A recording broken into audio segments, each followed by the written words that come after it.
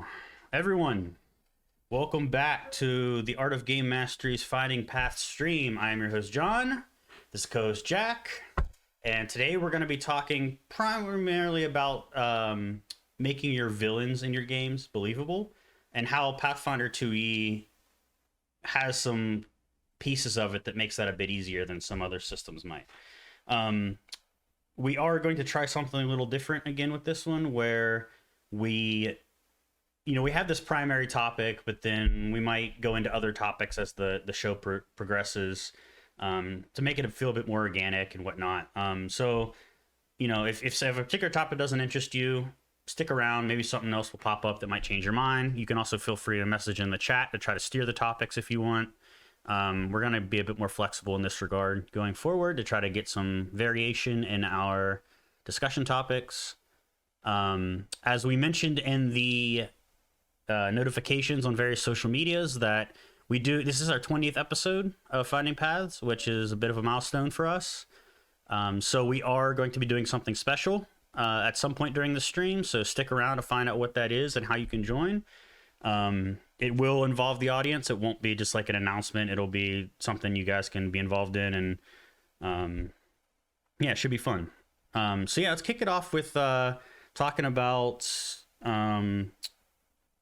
believable villains. Jack, I know you have a lot of strong opinions on this. This seems to be one of your most opinionated points of game mastery. So I'd like to hear what you think makes a good villain in a tabletop RPG of any kind, really. So what we were talking about was that one thing you can do to make your villains believable is to decide whether or not they are redeemable. Because as we mentioned, that not all villains are... Oh, thank you for the follow, Steffi. Steffi, I don't know how to pronounce your name, but let me know, and I will make sure to do it in the future. I was saying... Oh, thank you, Yorkerton. Appreciate the follow. So one thing you can do is to make your villains more believable is to decide whether they're redeemable, because not all villains are necessarily purely evil incarnate and just hell-bent on destruction for no reason other than destruction, right? There's very few creatures in any setting that fall into that category, and usually there's none if it's a good setting, in my opinion. So there's usually when you have an evil villain, they're evil by some circumstance. And it's up here to players to determine whether that circumstance is a reasonable one to them, right? And if what I was getting at before the mic cut out was that I hesitate to use the word decide as a GM if they are redeemable, and that I think that whether or not they are redeemable is going to be something that arrives naturally, depending on how you designed. I think what you're saying is that you need to be, maybe instead of decide, you need to prepare for the inevitable possibility that your players are going to interpret the reactions of your villain. So you got to be prepped for what happens if my players decide to redeem this person? What are the ramifications? Right, exactly. That's exactly where I was going. If you're in your mind already thinking like, oh, they need to save this person, your players might not feel that way. And you got to be prepared for them to want to completely end their existence. So along those lines, there's also the possibility you need to prepare for that this scenario, right, might not even end in combat. If a villain is truly redeemable, then there should be the potential, maybe slim, but there may be the potential that they could be negotiated out of what they're trying to do, right? If they could be convinced that what they're trying to do is maybe not the best course of action to attain the goals they're after, right? It probably is a very slim chance, but you need to be prepared to say, hey, if the way the dice roll, this may actually be a legitimate possibility, right? So this is the thing we don't all nat one and TPK on our BBG fights. How it would usually turn out, or I would suspect it would likely turn out, is that there would be combat, and at the end of the combat, the players would decide: do we kill this person, or does the villain have a change of heart, right? That's kind of the trope you typically see in movies or film or TV or whatnot. Is that the villain gets beaten by the hero, the protagonist, and then they realize the error in their ways and they have a change of heart and go on to redeem themselves.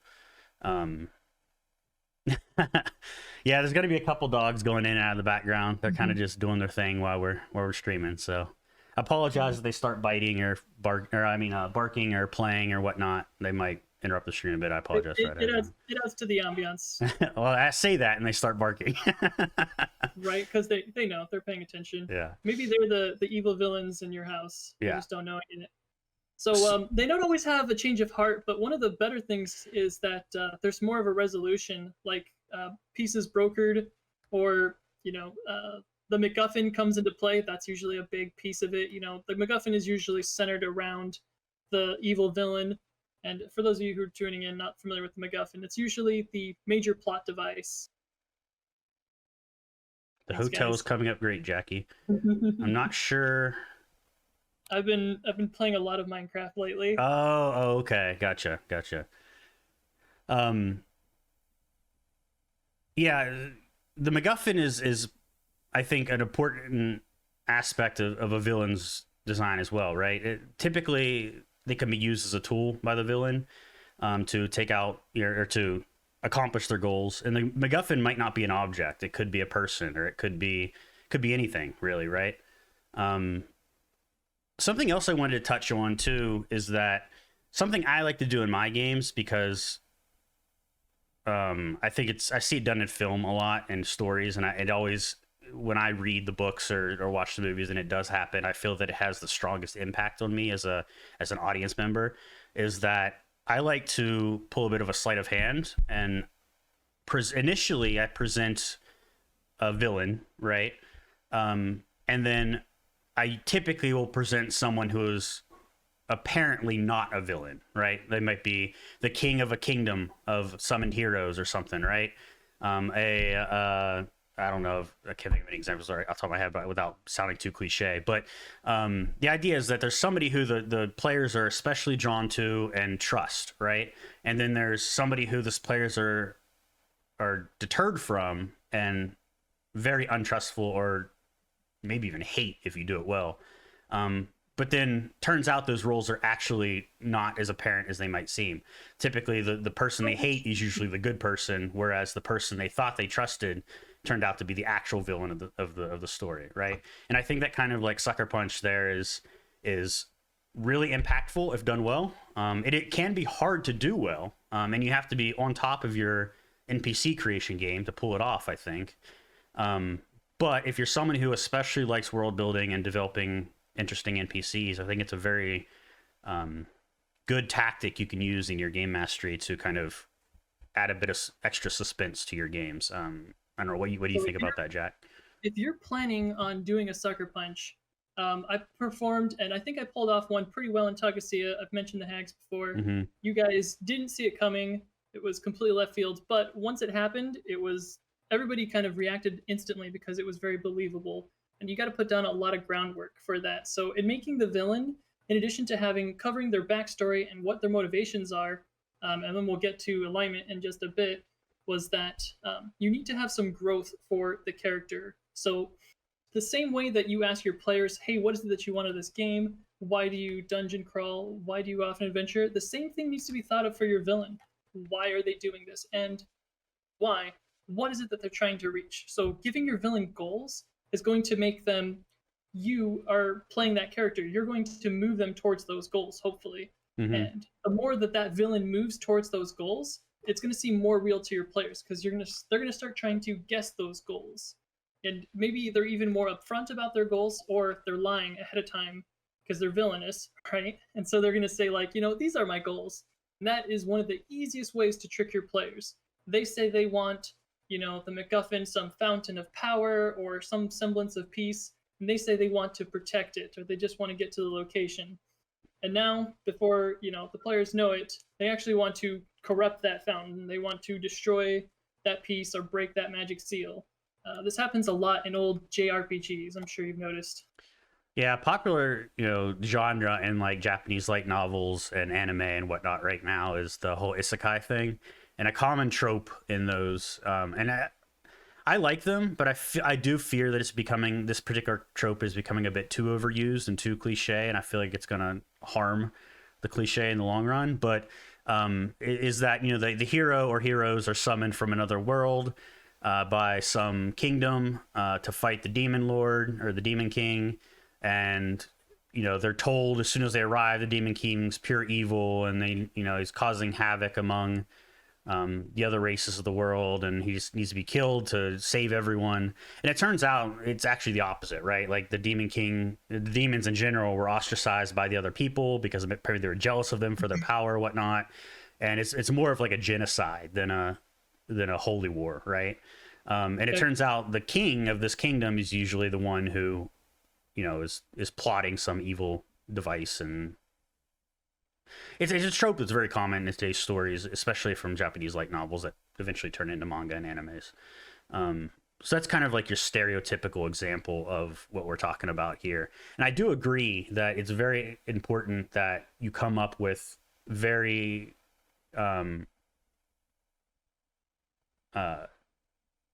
strong but also numerous motivations for your villain. But I think this is somewhere where Jack and I differ in our game mastering philosophy, is that if you recall from a previous stream, Jack mentioned that when they are developing NPCs, just not necessarily villains, but just general NPCs, they typically don't put a lot of thought into them until a player will encounter them, and they realize that, okay, this is someone the players actually want to interact with. And I think this is because they typically run a more sandbox style adventure.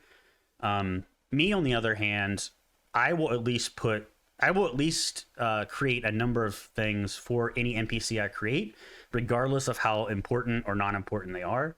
I probably won't go super in detail with those NPCs, but I will at least come up with motivations, personality traits, flaws, etc. for every single NPC I create. It's a bit more overhead, and if you're running a sandbox style game like Jack typically does, it's quite a lot of work, especially if you do a lot of your design up front rather than piecemeal. But it allows me to kind of string these threads a bit more intricately, I think, and realize that, okay, I have this NPC here, or I'm designing this villain that has these personality traits or motivations, and I have this NPC over here already kind of is in direct conflict with those. Maybe I should take this NPC and kind of boost them up a notch, right? Make them a little more important than I originally planned. So it's kind of a balancing act you need to play there. But yeah, I think that's definitely good advice around NPC creation in general, not just villains. Absolutely. So like if you're running a John style of game, which is usually a bit more linear, investing your characters and putting all of the different coats of paint on them ahead of time, making them really, really shine up front. If that's your style of gameplay, it's going to be a lot easier for you to run those characters. Or if you're running a sandbox where you don't know generally like what direction your players are going to be traveling in, you kind of just do basic models. You don't even fully render them, and they're just maybe some name and a location, some placeholders, and that's going to cover you. But for villains, take your time with that. That's why we're covering what to do and how to make your villains more believable. So I guess it's probably time to go into alignment, since we want to talk about that. Yes. So everyone loves to do chaotic evil, and the old 3.5 style of chaotic evil, or chaotic stupid as people like to call it, is just they do heinous evil acts because frivolously and at all times. And that's a lot of pop culture references where you see like inside the villain's lair where they're bonking each other on the head, and people are begging for scraps. You can see this in like Scar in The Lion King when he's moving around with all of his jackals. Or can you think of any other pop culture references where you see like in the villain's throne where they're just like mistreating their own like people? Not off the top of my head, honestly. You are chaotic neutral, Steffi. Yeah, I was gonna say chaotic stupid is typically, at least today, used to describe chaotic neutral rather than chaotic evil, because it's typically the rogue who's going around wreaking havoc for no freaking reason and causing issues for everyone else in the party. And they typically, your typical new player rogue is just got to put chaotic neutral because it seems the most fun to them to play. Um, Along alignments, though, I think it's important to note that in Pathfinder 2e, alignment actually has mechanical weight.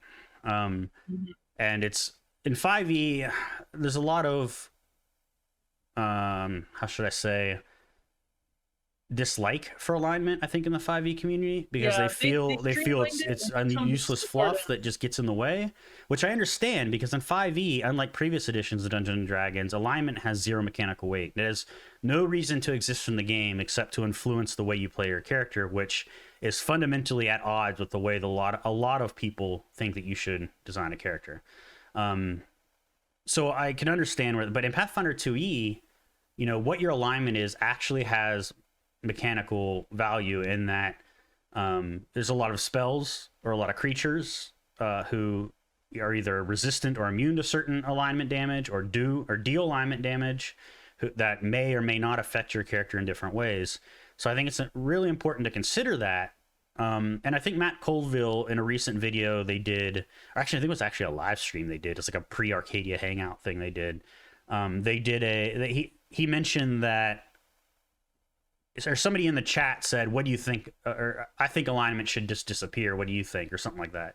And Matt Colville said, unlike most of the community, I'm actually a huge proponent of alignment. He said, I think that the reason that a lot of people dislike alignment is because they misunderstand what alignment actually is. They think it's motivation, which it's not motivation, right? It's something very different, and I think that's lost in 5e. And I think he brings up a valid point, that I think these days alignment in 5th edition, because it has no mechanical weight and it's really just fluff at that point, has lost its meaning as a mechanical tool. And I think Pathfinder 2e does a good job of preserving that without taking it completely overboard. Aola said, wasn't that replaced by ideals and bonds? In 5e, yes, you do have ideals of bonds, but that's still not really what alignment is, right? Alignment and what was that?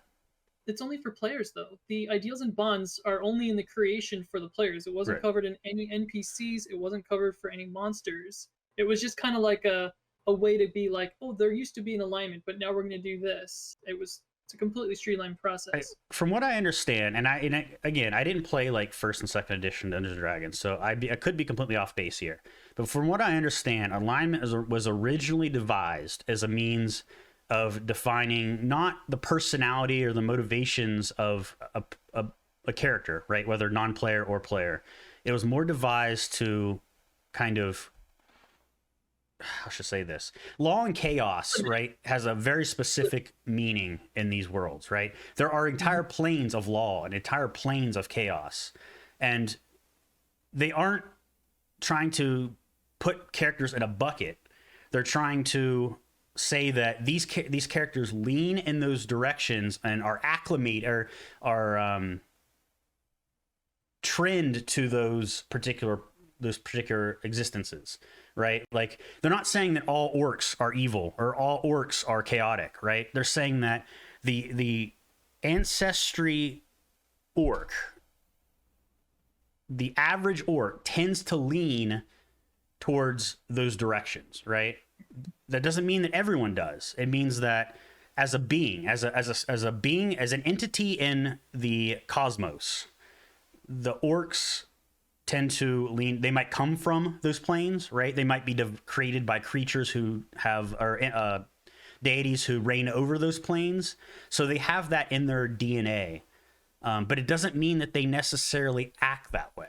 It doesn't mean that their motivations are spawned that way, right? Like, just like, yeah, drow is a great example. The typical drow, if you look into the lore of the drow, they're very evil creatures, but there are drow who are not completely evil. Like, Dritz is a perfect example.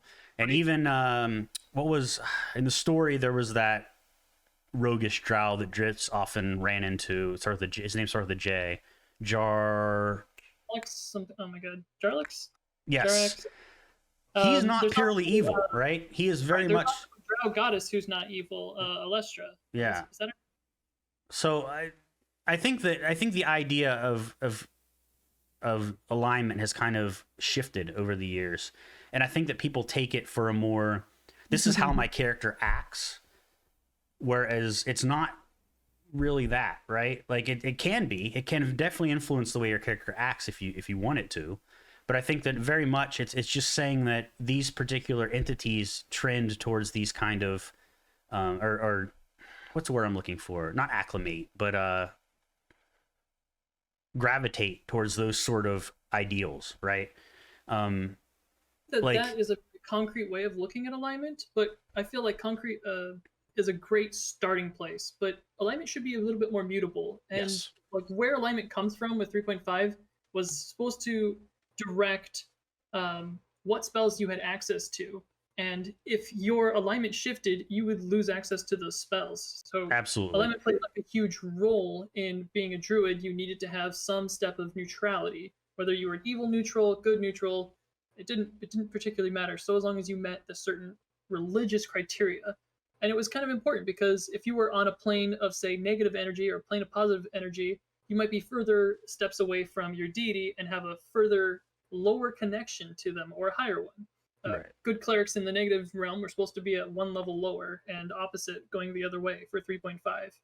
And they kind of did that away with Pathfinder, which is a shame because it felt like there was actually something, concrete to having the alignment in the first place. But I think you and I both agree that if a player changes amidst the game, that their alignment might shift. Yes, I don't think alignment needs to be static by any means. And I think it probably should change. I find it difficult to believe that any adventurer who goes through the trials and tribulations of a typical Good point. epic fantasy is going to stay the same as they were at the beginning throughout the entire time.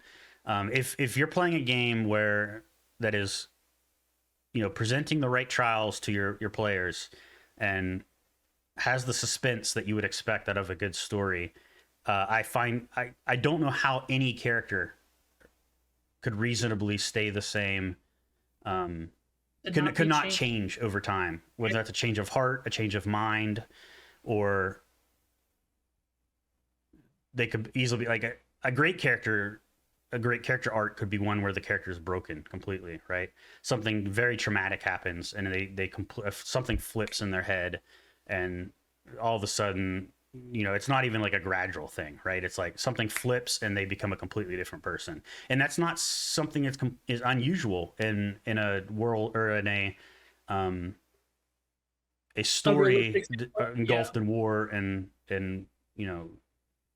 despair, right? Like you see it all the time, and I hate to use this analogy, but you see this all the time in like military servicemen who come back from war, right? A lot of them suffer very traumatic experiences when they are in that environment, and as they come back, they're not the same people they used to be, and that's not very different than what you would expect in a typical adventure, right? These characters are facing death every day of their life. They are going through trials that the typical person would never even dream of experiencing. So I would say that most characters should probably experience some alignment shift over the course of their adventure. If I'm honest, let's say creator Max says alignment is easily controversial. It's not just about changing, though. You have moments of weakness or unexpected behavior. A good guy might steal a piece of bread for a beggar if it's trivial to him. That's absolutely true. It's not like so much as like you do one thing and all of a sudden you're evil, right? It's something that you trend towards, and if you cross a certain threshold, at that point you might have a discussion with your player and be like, okay, you've done a lot of these things that don't exactly line up with what the original designer. Do you think it's time for an alignment shift? And I think as a GM, it's probably not our place to just impose it on someone directly without having a conversation with them first. You should probably at least ask them, do you think what you've been doing aligns with what your character was designed for? And then have that conversation. I don't know, what do you think, Jack? So focusing on like the perspective of a villain, I like this idea about how you see someone stealing bread for a beggar. A villain, what you're designing right now for this ideal, is going to see that more in absolutes. And that's going to be a great way to kind of rule your villain. They're going to see that as they're stealing. if they're lawful evil, as an alignment that we cover for, right, it's stealing bread, which should be punished, right? The punishment for stealing. And this could be a great way to lead your character, your villain character, down that path of wanting to be, going with those motivations and becoming the villain of your story. So, and their alignment can change, and that's a great point that you mentioned when you had said an adventure would be changed. That's a great starting point for your villain. Maybe your villain went on a great adventure and something changed them. That's part of their backstory, and then that cataclysmic event would help them become evil.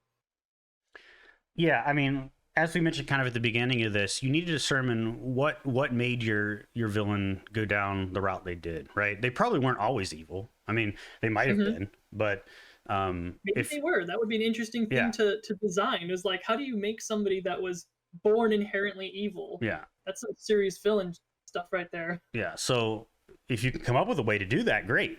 If you can't, it's fine for a villain to, and it's probably normal, I'd even say, for a villain to start out with a different mentality. Or greed is a great example, right?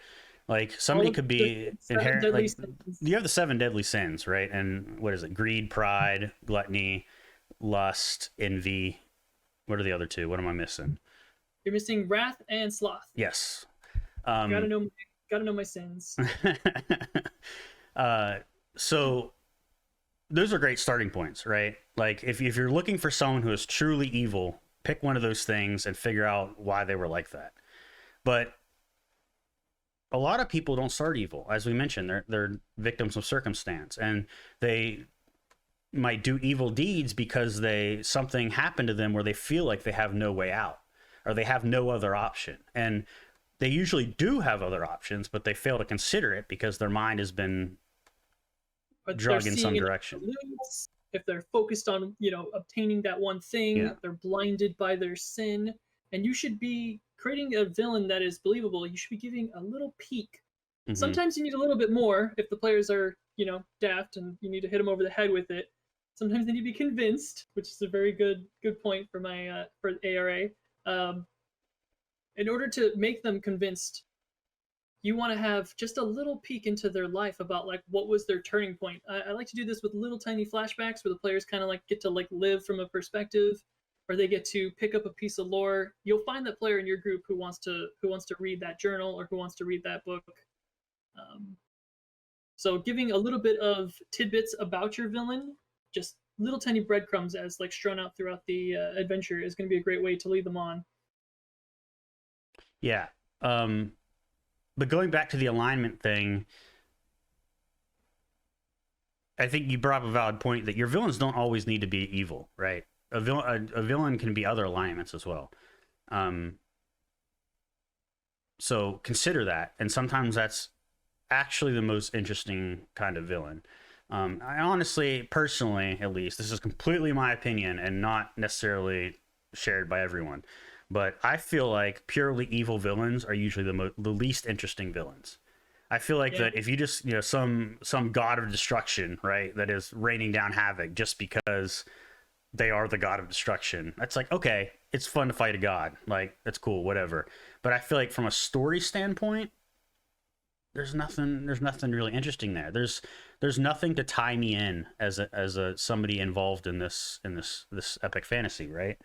To make it more epic, you need layers. Like if you're going to use that god of evil and destruction, well, who are the god and destruction's mediums? And those people, like key lieutenants, are going to be the interesting villains. Where you have maybe siblings where their fate is undecided. And that's going to help build your villain.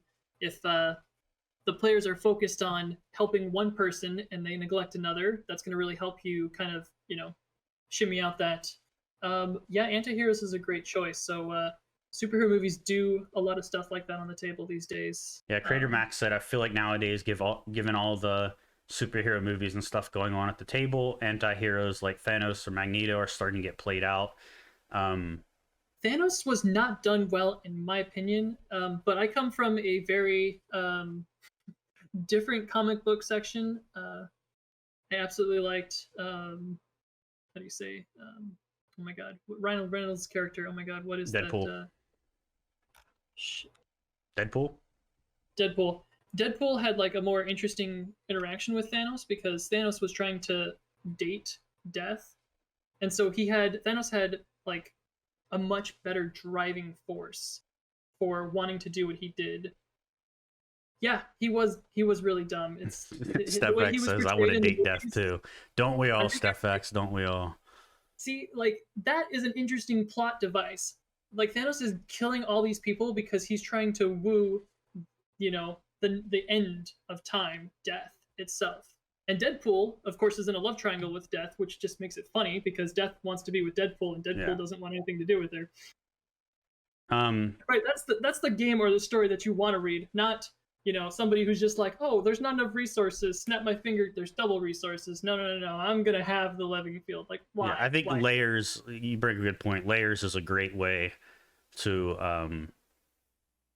build up a villain in your scenario, or villains, right? You brought up another good point that you don't necessarily need just one villain. And in fact, in a good story, there's a progression there, right? You're typically not going to fight the BBEG off the bat. You're going to fight their underlings, their lieutenants, their generals, etc., and kind of work your way up the totem pole until they've got no one left to throw at you but themselves. Just like Shrek, onions have layers, so do villains. Absolutely. We got to get you into a game. I think you'll enjoy. So what other So we covered a tiny bit about lawful evil. Do you want me to cover more on that, John, or do you have a special alignment that you like for making villains? When I'm creating villains, I'm actually a bit different in that. So a lot of people create villains or create stories around their villains, right? They have an idea of what they want the BBEG to be, at least at a high level, and they craft a story around that. I'm the other way. I like to consider a theme and a story that I want to tell, and then figure out who the BBEG is. And that that presents a design philosophy here that I don't tend to trend towards one type of villain over another, right? My villains are all over the freaking place. Like, they could be all over the map, huh? Yeah, because I don't think about the villain until I know what the story is I'm going to tell, and the story I'm going to tell is going to decide what kind of villain they are. So I don't have one like particular alignment that I kind of trend towards. I will say I typically trend towards the kind of sucker punch thing I mentioned earlier, in that I typically present the villain initially as somebody who's like the epitome of good, and typically someone perhaps at least affiliated with some kind of holiness, like a paladin or a king or a holy church of some sort, right? But they normally don't end up that way by the time the scenario is over. Sneaky. Yeah, that white church looks so white. How did we get that? Right? Like, so traditionally, I like to use chaos. I think chaos is probably my favorite component, since people get really hung up on good and evil, and in a D&D, Pathfinder, Starfinder game, it's really easy to get caught onto like what's good or bad, and then there's chaos in the mix. So having a deity that is pure chaos and that is slowly corrupting things, undoing law and undoing like society, is a much bigger threat to both. Like, it's good to have good and evil fighting in the midst, and then there's chaos on the side who is just like, yeah, keep fighting. The more you guys fight, the more you're undoing. And kind of having an unveiling of your BBEG can be a great point as well. So if your big bad evil guy ends up being a deity of some sort, and like we said with the layers, use lieutenants who kind of represent their earthly interests, the reveal of that deity can be like, a big part of the plot at the end, middle end of the rising action of your sloppy chaos and tasteful chaos. I think Crater Max is totally right there. There's a big Crater difference Max, between you typical way more sloppy. specific on that. What do you mean by sloppy chaos versus tasteful chaos? I don't want to put words in their mouths, but what I think they mean by that is that typically when you see players play chaotic creatures, it's kind of like just, oh, they're all over the place, right? Like, the reason they chose chaos is because they're like, they don't really want to commit to any one direction. So they're like, chaos is a way of saying that I can do You're whatever I saying like want and it makes sense. self-gratifying or like ADHD. You're saying like just Yeah, they're just they don't want to commit to any one direction, so they think chaos is a way of saying I can do whatever I want and get away with it because it makes sense, right? Whereas something I was going to point out is that if I do create, these non-mortal beings, like whether it's deities or elements or whatever, I typically trend towards chaotic or lawful, and when I do that, it's targeted chaos, right? It's not chaos as in like this is chaos, there's everything's going crazy and I don't know what's going on. It's like it's chaos in that no, this is a creature from a chaotic plane, or this is a god of chaos, and they are hell bent on wreaking havoc on this world, right? It's more targeted in that nature. An Eldritch Core is a good base for BBEG. Yeah. I think do we want to continue on about alignment, or do we want to cover something else? I think before we move on to something else, I do want to bring up what our little special thing is for today. Yes, we are going to do a giveaway for anyone in the chat right now. So the way you're going to enter this when I start it, this is our first time doing this, so if there's any technical issues, I apologize ahead of time as I figure them out. John, if there's any blame me if there's something that goes wrong, because I was the one trying to figure this out last night. But the way this is going to work is I'm going to start this giveaway, and you guys are going to enter !raffle in the chat once I say it's live. And when you do that, it'll enter you in the giveaway. And when it does, and after I end it, I'll say like give you a couple minutes to enter your raffles. And once I end it, it'll randomly select the winner from whoever entered. So we're going to try this and see if the prize in particular is we're going to let you choose any one book from Paizo's website, whether it's Pathfinder, Starfinder, Rulebook, Lore Player Book, Handbook, Bestiaries, physical, PDF, your choice, right? You pick one, and Gears, and we'll get it for you. So I'm going to start this and hope this works. So it looks like it's live. So if you guys want to start hitting your raffles now and seeing if this works as expected. So yeah, !raffle, all lowercase, all together. Yeah, so we will have to take your address, or if you want to do a PDF, we could do that as well and just do it by email address. So keep that in mind when you do the raffle. It looks like it is working, so that's good. I'd say it looks like it's covering. So while you guys are entering in that raffle, I'm going to cover a bit about some Eldritch Cores for picking your evil deity. I'm going to monitor this while you're doing that to make sure nothing goes you handle chaotic. The technical side, and I'll handle the other part of it. So I noticed if you're looking in the monster manual, that's usually the place that I go to. Yeah, it's going to be hardcover for sure, Alos. I mean, if you want, you can do PDF too. If you're not comfortable giving your address, we're more than happy to do the PDF version. So you can just do email, or you can send you a Google Drive link or something. If you're not comfortable with that. So keep in mind that's also an option. You don't have to worry about that. So looking in the monster manual or the bestiary for a good. Hold on one second, Jack. Sorry, Kazuma. I don't know if you were in here previously when we mentioned it, but we are doing a giveaway of any book, physical or PDF of your choice from Paizo's website. If you do the physical, we will need your address, your physical address or PO box or something. If you do the PDF, we can do email, Google Drive, whatever you want to facilitate that. But to enter the raffle, you just need to hit !raffle in the chat, and all lowercase, all one word. It should automatically enter you in the raffle. And I think I'm just going to leave this going till the end of the stream, and towards the end of the stream we'll pick the winner, and yeah, we'll go from there. We'll have like another 10 minutes of the raffle, so hit your guys' friends up if you guys want them to have a chance to win the free. I'm just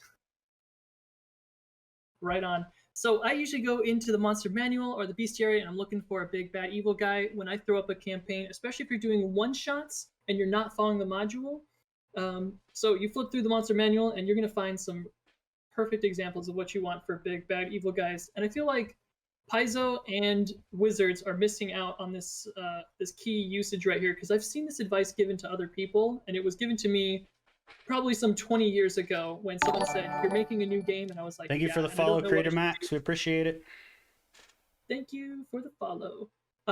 They had told me, just crack open that book and look at the art and decide what looks, best for running a big bad evil guy. And I opened up the book, just barely to the first page back in the 3.5 manual, and I looked at an aboleth, and I was like, perfect. I know what I want for my big bad evil guy. I looked at that thing and I was like, that thing is hideous. It's demonstrable. So when you're looking for running a big bad evil guy, if you're running like a one shot or a small game, sometimes it's something simple as pick a vampire and look at Curse of Strahd, how they take one particular bad evil guy and they make him. You're not okay. I'm not saying that you're bad guy, but you're bad guy. Insert meme here, right? BBEGs have feelings too, Jack. I'm so sorry. I'm not saying that you're bad at being evil. You're good at being evil. You're like the evilest of evil.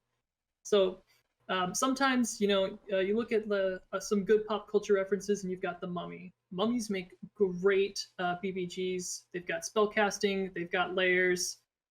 Liches, perfect example. We just covered a bunch of undead from our previous episode.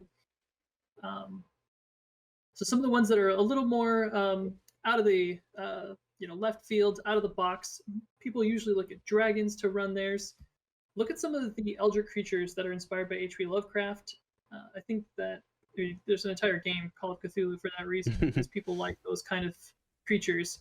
But if you're looking for a realistic villain, you can just go to your favorite movie and pull from villains from there. Great GMs definitely steal. So one of my favorite villains by far is Jafar. He is classically evil, lawful evil. He uses the laws to kind of twist and take from people by, putting them in prison. Do you want to read that? By far is Jafar. What an iconic pun. Where's D&D Dad when you need him? Oh man, what happened to D&D Dad? Come back. How do I make a villain out of the Breakfast Bunch? That's interesting. The Breakfast Bunch. Do I know Breakfast Bunch off the top of my head? It's the movie from, I think it was the 80s, I think when it came out. That's the, like, where they do, like, the iconic... No, that's the Breakfast Club. Oh, yeah, I'm thinking of the Breakfast... So what is the Breakfast Brunch? Breakfast Bunch. Yeah, the Breakfast... I mean, if you want to make the villains from the Breakfast Club, I mean, you've got a full party right there. Yeah. That would be a great coterie for, a bad evil guys, especially if you have their principal as, like, their deity, their leader, their god. Yeah, I mean, never shy, especially if you're a new GM, never shy away from taking a villain or an idea from some other form of media and slapping a fresh coat of paint on it and calling it something else, right? I think even if your players figure it out, they're usually, at least in my experience, usually understanding enough to go along with it, and they don't particularly care. As long as the story you build around it is still good, I don't see a problem with it personally. What do you think, Jack? Yeah, I'm still looking at this Breakfast Bunch 1980s. What is it? What's Breakfast Brunch or Bunch? I keep saying brunch. Okay, apparently I think it's a spin-off off of the Breakfast Club and like a TV series. Okay. Is it newer or is it also old? No, I'm gonna look at that later. Okay. Detention. I'm gonna have to investigate this because I've never heard of this before. Layer, all right, so and the players keep leaving detention to get back to town, and when they get into detention, that's where they have to survive skill checks. They have to defeat the bullies inside the detention area, and the big bad evil one is can either be like a super bully who got held back from a grade behind, or it's going to be the principal, or maybe the mean teacher, like the Fletcher. Career Max said, if I get taken to court over copyright infringement, I can now say Art of Game Mastery said it too. Exactly. That's the beauty about playing tabletop RPGs, is that it's your game. You can make it anything you want, and any likeness is completely coincidental. As long as you're not publishing something, who cares? Steal all the way. Less work for you in the end. I mean, and if you are going to pull from something, use something open source. H.P. Lovecraft is over 70 years old. That's why games like Blizzard pull from it very heavily, because it's just, free source material for them, basically. Just don't steal any bread, right? I wanted to hear about this bread meme later because it's apparently something that's the bread's over my head apparently. Uh, So we are running up on time, and I do want to resolve this raffle before we do close out. Because we do have something else to. I personally have something else to announce at the end of this, so I want to make sure you have time for that. So we are going to close entries. So if you haven't gotten your entry in yet, I apologize, but it is what it is. And we are going to pick the winner here. Let's see who the lucky person is. can't win if you don't play. Oh my Kazuma God. 420. Kazkun. Welcome, or not welcome, but congratulations. You've been in here before. So we will get a hold of you in Discord after this stream and figure out what you want, how you want it delivered, etc., and make that happen. Hopefully we'll do more of these in the future. You guys seem to like it, so it'll be fun. I also want to say that, as we mentioned in previous videos, we are going to start playing around with potentially trying out YouTube streaming instead of Twitch. I don't know if it's going to happen or not, but we want to experiment with it. Rather than just try out a Fighting Pass stream with it, instead I'm going to try to do a YouTube stream. You should make your chat screens. Okay, yeah. I just realized that normally we don't get this many chat messages, so it hasn't been a problem. But yeah, I think you're right, StephX, that we should make the chat thing smaller so it doesn't cover up our cameras. That's a computer programmer. I'll figure it out. So I am going to attempt to do a YouTube stream later this evening, probably in the next hour or two, where I am going to just kind of casually talk about some things I'm doing to prep for Shifting Sands, which is the West Marches game that I run. I don't know if it's going to work or not because I enabled streaming last night for YouTube, and it said that I